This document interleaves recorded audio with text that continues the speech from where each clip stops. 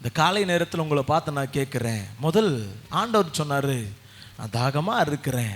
இன்னைக்கு உங்களை பார்த்து நான் சொல்கிறேன், உங்களுக்கும் ஒவ்வொரு நாளும் ஆத்துமாக்கள் மேல் இருக்கிற தாகம் பெருக வேண்டும். ஆத்துமாக்கள் மேல் இருக்கிற தாகங்கள் பெருகி கொண்டே இருக்கணும். ஹல்லேலூயா.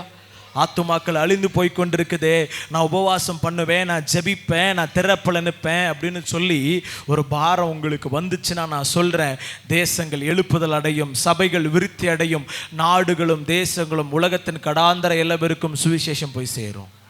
ஹல்லேலூயா. நான் முதல்ல சொல்கிறேன், இந்த பாரம் உங்கள் இருதயத்தில் வரணும். இந்த பாரம் வந்துருச்சுன்னா போதும். இந்த தாகம் ஆத்துமாக்கள் அழிந்து போகுதுன்னு சொல்லி நீங்கள் பார்த்தீங்கன்னா போதும். ஐசையா 59 வசனத்தில் இப்படியாய் போடப்பட்டிருக்கிறது, விண்ணப்பம் பண்ணுகிறதற்கு ஒருவரும் இல்லை என்று கண்டு நானோ ஆச்சரியப்பட்டேன். எசேக்கியேல் 22:30 இப்படியாய் சொல்லப்பட்டிருக்கிறது, நான் தேசத்தை அழிக்காதபடிக்கு ஒருவனை தேடினேன், திறப்பல நின்று ஜெபம் பண்ண ஒருவனை தேடினேன், ஆனால் ஒருவனையும் நான் என்ன பண்ணல, ஆண்டவர் சொல்றாரு, காணப்படல.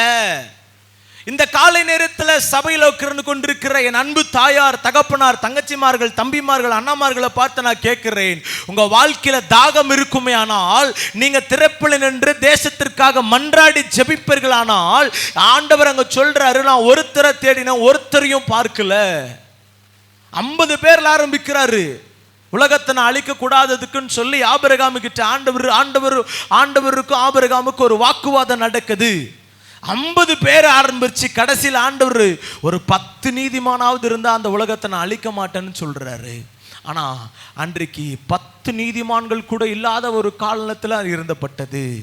இந்த காலை நேரத்தில் என் ஆண்டவர் மரித்தார், ஆமா, ஆனால் 3வது நாள் எழுந்தார். எஸ், இதோ சதா காலங்களில் உயிரோடு இருக்கிறார். எஸ், ஆனால் என் ஆண்டவர் அவர் உயிரோடு எழுந்து அவர் அடிக்கப்பட்டதும் நொறுக்கப்பட்டதற்கு காரணம் என்னன்னா, இன்னைக்கு நீங்களும் நானும் சுயாந்திரவாளியா இங்க வந்து சபையில உட்கார்ந்து கொண்டிருக்கிறோமே, இன்னும் அழிந்து போய் கொண்டிருக்கிற ஆத்துமாக்கள் இன்னும் அங்க பாரப்பட்டிருக்கிறாங்களே, இன்னும் எத்தனையோ ஆத்துமாக்கள் ஜெபம்னா என்னன்னு தெரியலையே, வலது கைக்கும் இடது கைக்கும் வித்தியாசம் தெரியாத ஒரு கூட்டம் இருக்குது.